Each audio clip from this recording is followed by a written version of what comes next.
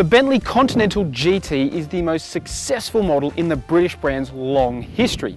Since it first arrived back in 2003, they've sold more than 66,000 examples of it around the world. So how do they make it better for this all-new third generation? Well, they've tried to make it sportier. Let's find out how they've done. The Continental GT was the first major new model for Bentley after its takeover by the Volkswagen Group.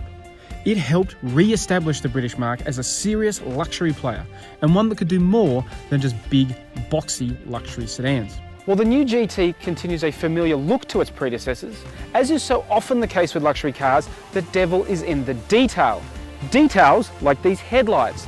Inspired by cut crystal glassware, they feature 82 individual LED elements.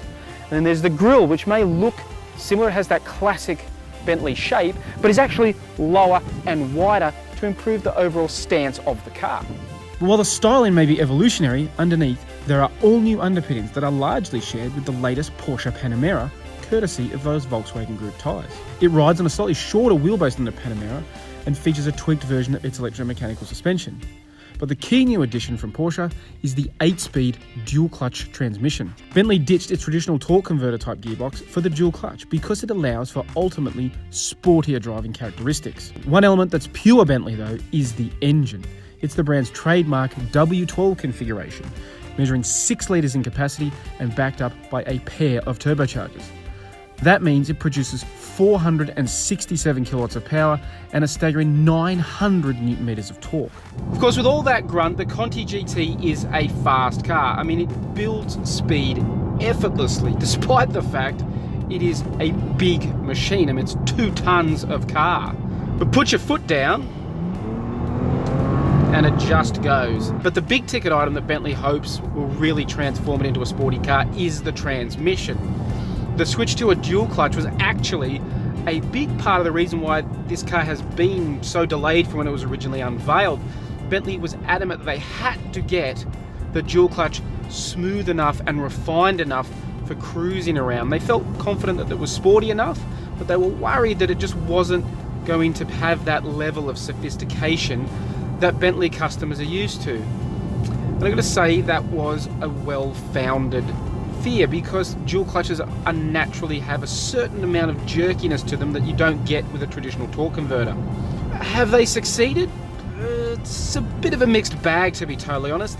Yes, it is good, it's sporty when you are pushing along, those shifts are nice and quick, and for the most part in the Bentley and comfort settings in the drive mode select, it is smoother than most dual clutch gearboxes. In fact, it's probably the smoothest I've driven, but it still doesn't have that silky smooth behavior that you do get from a torque converter that nothing else can really match.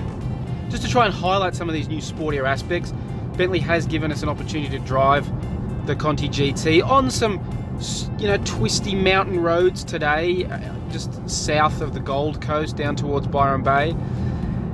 And again, it's a bit of a mixed bag. It is ultimately, it's a Grand Tourer. It's not trying to be a sports car. It's definitely more that kind of grand road trip kind of vehicle where you sit back, you relax in these comfortable seats, you put on the beautiful stereo, and you can kind of soak up the kilometers with ease. If tip it into some quarters, generally speaking, in the high-speed stuff, it feels quite planted and stable because it is such a big machine. But when you get into those switchbacks, obviously that size becomes really obvious again. But look, it certainly feels a bit more sporty and a bit more dynamic than the previous model. So in that sense, they have moved along, so that may appeal to new customers. But more importantly, it won't alienate customers too much. The only caveat to that, I would say, is the ride is a little firm, even in the Bentley and comfort settings. On sort of these back roads of Australia, it can get a little fussy at times, particularly on the bigger, we had an optioned 22-inch wheel on our car today, and you can notice a few more bumps, which you would expect really to be soaked up in a Bentley. After all, it's a Bentley. The Conti GT is still a proper luxury Grand Tourer though, and the fit and finish of the cabin is second to none. From the supple leather trim to the beautiful switchgear, this is a car where the craftsmanship shines. But it comes at quite a cost though, with the Continental GT priced from $422,600 before you even start personalising it to your own taste, as every owner is likely to do. And that's a lot of money for a car, especially one missing some what is pretty basic equipment, such as autonomous emergency braking, adaptive cruise control, quilted leather seats and a heads-up display, just to name a few notable omissions from the standard gear.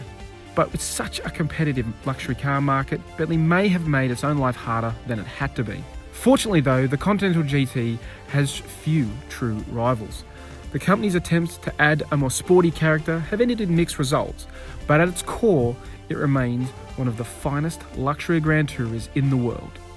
So no wonder it has been such a success for the British brand.